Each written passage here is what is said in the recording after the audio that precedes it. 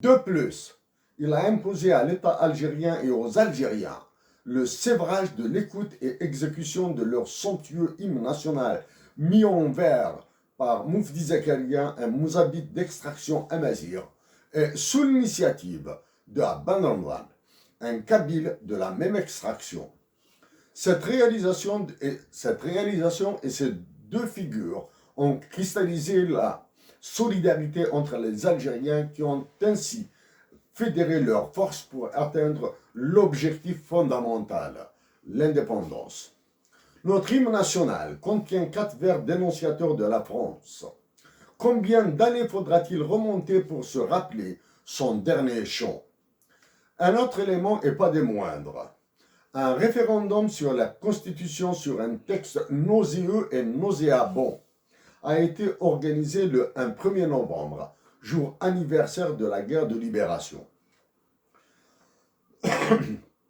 Monsieur Tebboune, vous est-il possible, en tant qu'Algérien, de réagir à ces mots qui seront accompagnés de la lettre que j'ai envoyée à la présidence de la République en avril 2014, ce qui fait donc 7 années, comme la durée de notre guerre de libération, en sollicitant d'autres compatriotes pour discuter, dialoguer, débattre, s'affronter et décider sur la dotation de l'Algérie d'un hymne national bilingue en arabe et tamazight, avec une reconsidération totale de la mémoire de ces figures emblématiques comme Ali Leimash, né en 1925 et décédé en 1946, ou Ali Benaï, né en 1917 et assassiné en 1957.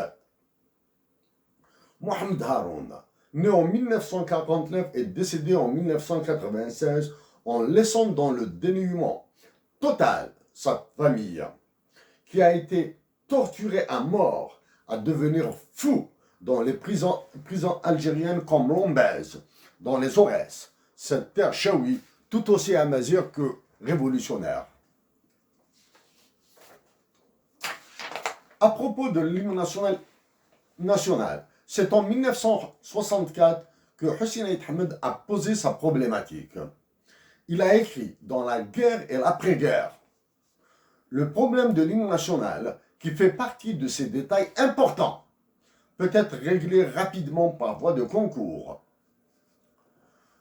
Et venons ensuite l'art du démiurge, du thaumaturge, Lounas Matoub, né en 1956 et assassiné en 1996, qui a fait de notre patrie et de son anthropologie ses sujets divins. Monsieur Tebboune, même si je réside au Canada, je vis au quotidien en Algérie.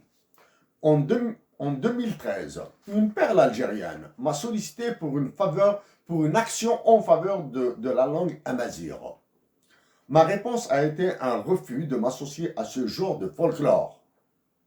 Grâce à Lounas Matoub et à cette femme diamant, moi qui étais dans d'autres objectifs et perspectives, j'ai retrouvé la noblesse de travailler pour mes racines enfouies sous une terre noble. En 2016, Dihya Louise, de son vrai nom Louise Auzelag, doctorante en économie, écrivain et poète d'exception tant en tamazight qu'en arabe, qui est née en 1985 et rappelée à Dieu en 2017, m'a dit qu'elle essaiera de créer un hymne national bilingue. Son destin contenait une atteinte par un cancer du sein.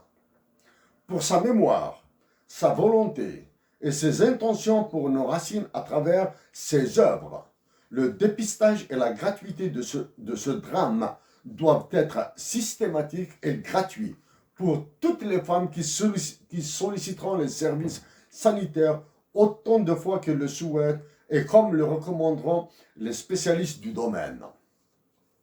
Une journée de dépistage du cancer du sein qui portera son nom est le minimum qu'exige la mémoire de cette femme et de celles qui ont donné à l'Algérie ce qu'elle pouvait.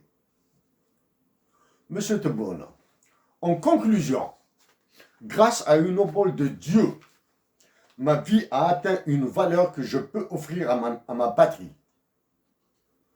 Aussi longtemps que Dieu la maintiendra sur terre, je continuerai à travailler pour elle. Merci de m'avoir lu.